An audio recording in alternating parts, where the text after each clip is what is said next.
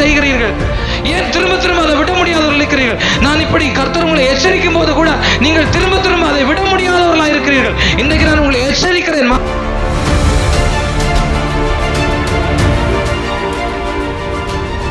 இப்பொழுது இஸ்ரவேலே, நீ உன் தேவனாகிய கர்த்தருக்கு முதலாவது, நீங்க ஆசீர்வதிக்கப்படணும்னா முதலாவது என்னது? the first quality of blessing, fear of the Lord. முதலாவது தேவனுக்கு பயப்படணும். என்ன செய்யணும்? இது உங்களுக்கு தெரியும் இல்லையா? பயந்துனா அப்ப தேவனுக்கு பயப்படுறது என்னது? கர்த்தருக்கு பயப்படுற பயம் என்னது?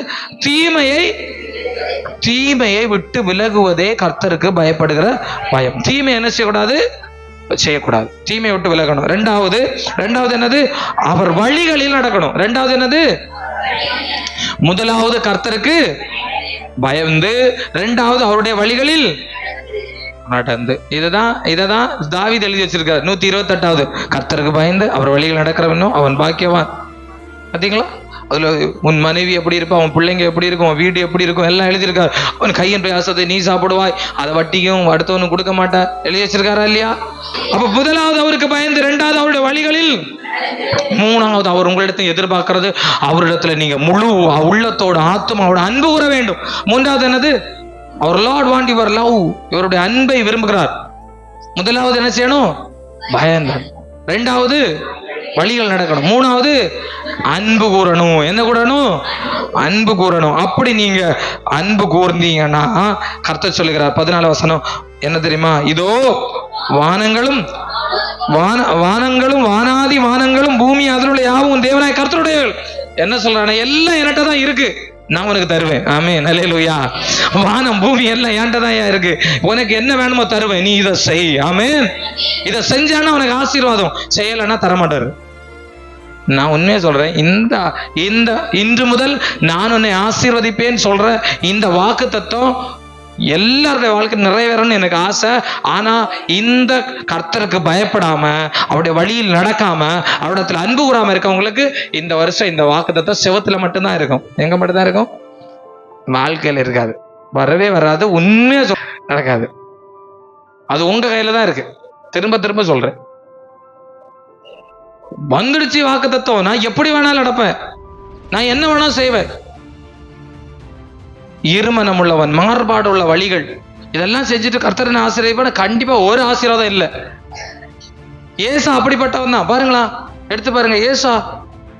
ஏசா அவன் தகப்பனுக்கு பிரியம் இல்லாததெல்லாம் செஞ்சான். அவன் போய் அந்நிய ஸ்திரீகளை விவாகம் பண்ணினா ஈசாக்குக்கு மன நோவா இருந்தார்களாம் அவனுடைய மனைவிகள். அதெல்லாம் ஆண்டர் பார்த்தார், இவன் வேண்டாம்டா, நீ பிரிஞ்சு போடா, நீ எங்க போ, தனியா போடா. ஏன் ஆபிரகாமை கல்தேயருடைய பட்டணத்தை விட்டு பிரித்தார்? அது மோசமான பட்டணம். தேவன் பிரிச்சு எடுக்கிறார். வேண்டாம் வேண்டாம் வேண்டாம், பிரிக்கிறார். இன்றைக்கு நான் சொல்லுகிறேன், கர்த்தருக்கு பிரியமில்லாததை விட்டு பிரிந்து வாருங்கள், கர்த்தர் உங்களை ஆசீர்வதிப்பார். அல்லேலூயா. கர்த்தருக்கு பிரியமில்லாததை விட்டு வாருங்கள், கர்த்தர் உங்களை. சிலருக்கெல்லாம் விட முடியல, அதான் கர்த்தர் உன்னை ஆசீர்வதிக்க முடியல. கர்த்தருக்கு பிரியமில்லாததை ஏன் நீங்கள் செய்கிறீர்கள்? ஏன் திரும்ப திரும்ப அதை விட முடியாதவர்கள் இருக்கிறீர்கள்? நான் இப்படி கர்த்தர் உங்களை எச்சரிக்கும் போது கூட நீங்கள் திரும்ப திரும்ப அதை விட முடியாதவர்களாக இருக்கிறீர்கள். இன்றைக்கு நான் உங்களை எச்சரிக்கிறேன், மறுபடியும் சொல்லுகிறேன், கர்த்தருக்கு பிரியமில்லாதவைகளை நீங்கள் செய்து கொண்டிருக்கிறீர்கள்.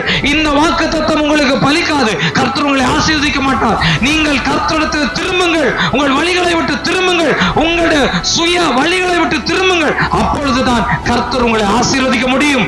அப்பொழுதுதான் கர்த்தர் உங்களை மேன்மைப்படுத்த முடியும். ஆமென். அப்பதான் கர்த்தருடைய வாக்குத்தத்தம் உங்களுக்கு நிறைவேறும். ஆமென். இன்றைக்கு மனுடைய இருதயம் எல்லாம் எருமாப்புடையதா இருக்கு, தன் வழிகளை விட்டு திரும்ப மனதில்லாது இருக்கிறார்கள். அப்படிப்பட்டவர்களை கர்த்தர் ஆசீர்வதிக்க முடியாது. அவருக்கு பயப்படுவதற்கு நம்ம யாருக்கு நான் பயப்பட வேண்டும்? யார் எனக்கு எஜமான் அப்படின்றீங்க? அவருடைய வழியா? அதெல்லாம் எனக்கு தெரியும், என் வழிதான் எனக்கு தெரியும்ன்றீங்க.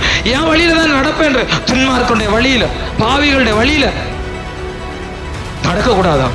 என்ன செய்யக்கூடாது? நிற்கக்கூடாது.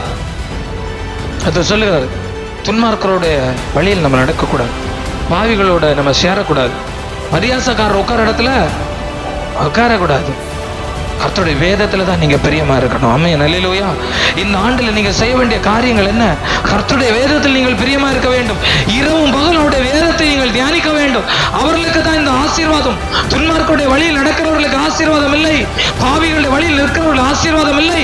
கர்த்தருடைய வேதத்தில் பிரியமா இருந்து இரவும் பகல் அவருடைய வேதத்தில் தியானமா இருக்கிற மனுஷன் பாக்கியவான். அவன் நீர்க்கால் ஓரமாய் நடப்பட்டு தன் காலத்தில் தன் கனியை தந்து இலையும் எதிராக இருக்கிற மரத்தை அவன் செய்வது எல்லாம் வாய்க்கும். ஆமென், அல்லேலூயா. அவன் செய்வதான் வாய்க்கும். அவனதான் கர்த்தர் ஆசை. ஏன் ஈசாக்கு தொட்டதெல்லாம் வாய்ச்சிச்சு. அவன் எங்கே துறவு தோண்டினாலும் தண்ணீர் வந்துச்சு. காரணம் ஈசாக்கு கர்த்தருக்கு பயந்து நடக்கிறவன்.